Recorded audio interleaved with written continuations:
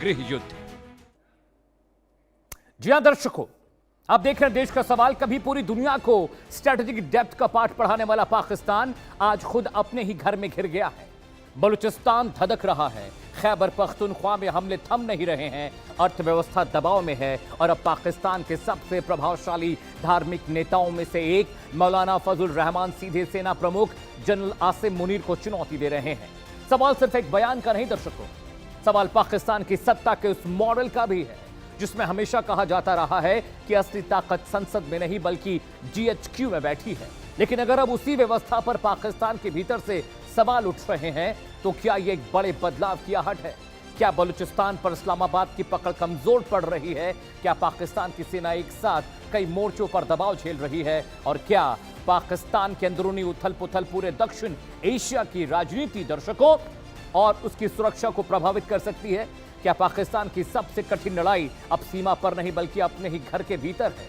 क्या वर्दी बनाम वोट की टकराहट अब खुलकर सामने आ चुकी है? और अगर ऐसा है तो इसके दूरगामी असर क्या होंगे? क्या सेना के खिलाफ पाकिस्तान के इतिहास का सबसे बड़ा विद्रोह होने जा रहा है? और क्या पाक कई टुकड़ों में बंटने वाला है? एक टुकड़ा पाकिस्तान, दूसरा पीओके और तीसरा खैबर पख्तूनख्वा। लेकिन फजलुर रहमान ने किस तरह से पानी उतार दिया आसिम मुनीर साहब का, उनको औकात बता दी, उनको चैलेंज दिया है, जरा वो बयान आपको सुना दूं। फिर कहते हैं हमारे जवान भी तो शहीद हो रहे हैं। ओ बाबा, तेरे जवानों ने पेटी इसीलिए बांधी है, तनख्वाह इसी के ले रहे हैं कि उसने मुल्क की सलामती के लिए लड़ना है। तुम अपने खून का मेरे ऊपर क्या एहसान डालते हो? तुम मेरे खून पसीने के टैक्स से इसी बात की नहीं तो तनख्वाह ले रहे हो, लेकिन हमें कहते हो कि तुम लश्कर निकालो, तुम असलहा लेकर मुसल्लह गिरोहों के खिलाफ लड़ो। मैंने कोई तनख्वाह नहीं ली, मैं कोई लश्कर नहीं बनाऊंगा। तुम चले जाओगे, तुम मेरी सरजमीन को आने वाली नस्लों तक जाती दुश्मनियों की तरफ धकेल रहे हो, हमेशा हमेशा के लिए कत्ल गारत गरी की तरफ धकेल रहे हो। ये सियासत किसी और को समझाओ, ये हमें मत।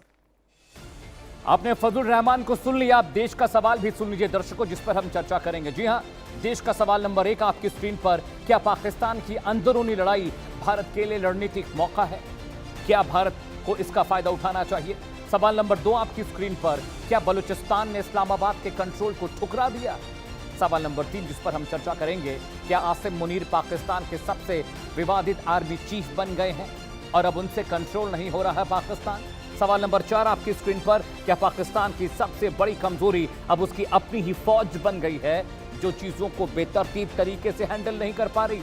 सवाल नंबर 5, क्या सेना की राजनीतिक दखल अंदाजी पाकिस्तान को अस्थिर कर रही है? और इसी पर निशाना फजल रहमान ने साधा है। लेकिन दर्शकों, अगले 1 घंटे लगातार फजल रहमान की बात, उनके नैरेटिव और उनके बयानों को डिकोड करने जा रहे हैं।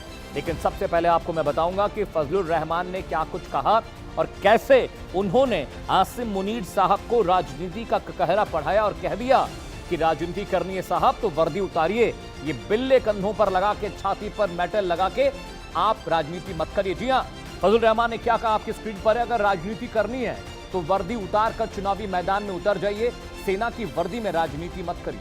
हमला नंबर 2, सेना का काम देश की रक्षा करना है, राजनीति नहीं। ये बात फजल रहमान ने की है, नसीहत दी है और उनको आईना दिखाया है सच का। हमला नंबर 3 जो फजल रहमान ने अपने बयान में कहा एक सार्वजनिक संबोधन में, बलूचिस्तान के कई इलाकों में सरकार की पकड़ खत्म हो चुकी है। हमला नंबर 4 आपकी स्क्रीन पर आने जा रहा है। फजल रहमान ने 2 टूक कह दिया पाकिस्तान सरकार को कि किस तरह से उन्होंने पूरे पाकिस्तान को बर्बाद किया। खैबर पख्तूनख्वा में भी सुरक्षा व्यवस्था विफल साबित रही है। ये बात फजल रहमान ने अपने संबोधन में, अपनी ताकीद में कहा और मुनीर साहब को उन्होंने एक नंबर का बेकार तानाशाह बता दिया। और हमला नंबर 5, आतंकवाद रोकना सेना की जिम्मेदारी है, जनता की नहीं, क्योंकि मुनीर साहब ने जनता से हथियार उठाने की बात कही। हमला नंबर 6, नागरिकों से हथियार उठाने की अपील करना गलत है। यह बात फजल रहमान ने कही कि आप जनता से कह रहे हैं कि वो हथियार उठा ले, तो साहब आप क्या कर रहे हैं? हमला नंबर 7 आपकी स्क्रीन पर दर्शकों, अगर सेना हर काम करेगी तो सरकार की जरूरत क्या है? फिर सरकार क्या करेगी? अगर सेना को सब कुछ करना होगा, सेना सुरक्षा भी करेगी, राजनीति भी करेगी, सियासी बयानबाजी भी करेगी। हमला नंबर 8 आपकी स्क्रीन पर दर्शकों, देश में कानून का राज कमजोर पड़ गया है। यह आईना दिखाया जा रहा है उसी आतंकवादी के जरिए जिसको पाकिस्तान आज तक पालता पोसता रहा है। हमला नंबर 9 आपकी स्क्रीन पर, सरकार और सेना दोनों सुरक्षा देने में नाकाम साबित रहे हैं। उनके निशाने पर सरकार भी है और सेना भी। और हमला नंबर 10 जो उन्होंने अपने बयान के जरिए किया है आसिम मुनीर पर, संविधान के दायरे में रहकर काम करें मुनीर, और संविधान के हिसाब से सेना को चलना चाहिए। संविधान सेना के हिसाब से नहीं चलेगा।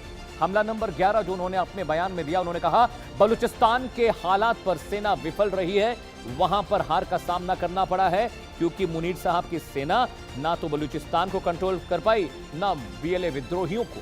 और हमला नंबर 12 आपकी स्क्रीन पर, जो आखिरी बात उन्होंने कही कि पाक सेना की नीतियां ठीक नहीं है, उन नीतियों को भी ठीक करने की जरूरत है। दर्शकों, फजलुर रहमान के हमले, उनके बयानों के मायने मतलब क्या है, ये अगले 1 घंटे लगातार मैं इसका विश्लेषण करूंगा आपके साथ। खास मेहमान भी जुड़ने जा रहे हैं, लेकिन ये फजलुर रहमान है कौन जिनसे सेना भी डरती है और सरकार भी जिसके बारे में बात करने से गुरेज खाती है? जरा उनकी डिटेल आपको बता दूं कि फजलुर रहमान है कौन और कितना उनका सिक्का चलता है। डिटेल नंबर 1, 1953 में डेरा इस्माइल खान यानी खैबर पख्तूनख्वा जो अब का है, वहां पर जन्म हुआ था फजलुर रहमान का। डिटेल नंबर 2, पाक की धार्मिक पार्टी जमीयत उलेमा इस्लाम फजल के मुखिया चीफ है ये। जी हां, और हर नैरेटिव में आपको दिखाई देंगे ये सरकार। डिटेल नंबर 3, 1988 से कई बार पाकिस्तान की नेशनल असेंबली के मेंबर भी रहे हैं ये। जी हां, ये शख्स मेंबर भी रहा है। डिटेल नंबर 4, 2004 से 2007 के दौरान पाकिस्तान की संसद में विपक्ष का नेता भी रहा है, यानी ये बहुत गंभीर पदों पर रहा है। 2022 में इमरान को हटाने वाले गठबंधन के प्रमुख चेहरों में भी फजलुर रहमान शामिल था। जरा समझिए कि कितनी पैठ, कितना इंपैक्ट, कितनी धाक, कितना रसूख है पाकिस्तान की सियासत में इस मौलाना का, जिससे सेना भी डरती है और सरकार भी गुरेज खाती है बयान देने से। लेकिन दर्शकों, फजलुर सेना के नैरेटिव को कैसे खतरा है, फजलुर से सेना का जो नैरेटिव है उसे कितना खतरा है और पाकिस्तान में फजलुर की कितनी पकड़ है, कितनी धमक है, कितना इंपैक्ट है, वो बता रहा हूं आपके स्क्रीन पर। इंपैक्ट नंबर 1, धार्मिक नेटवर्क पर बहुत मजबूत पकड़ है फजलुर रहमान की। सियासी पार्टियों के साथ साथ धार्मिक जो कट्टरपंथी है वहां पर, उनमें भी गहरी पैठ है फजलुर रहमान, इसलिए सेना थोड़ा हिचकिचाती है। इंपैक्ट नंबर 2, गठबंधन की राजनीति में ये किंग मेकर कहे जाते हैं और वहां पर बहुत मर्तबा ऐसा हुआ कि जब सरकारें बनी तो इन्होंने मदद की है सरकारों की। इंपैक्ट नंबर 3, पश्तून बेल्ट में इनकी पकड़ बहुत मजबूत है। खैबर पख्तूनख्वा और जो पश्तून इलाके हैं वहां पर बहुत इंपैक्टफुल इनका है, दबदबा है वहां पर, इसीलिए पॉलिटिकल पार्टियां इनसे सीधा पंगा नहीं लेती है। इंपैक्ट नंबर 4, सेना भी इनके बयानों को, इनकी बातों को नजरअंदाज नहीं कर पाती है और इसीलिए इन्होंने धड़ल्ले से डंके की चोट पर आसिम मुनीर को आईना दिखा दिया कि साहब बिल्ला चिपका कर टीन टांग कर कंधे पर सियासत मत करिए।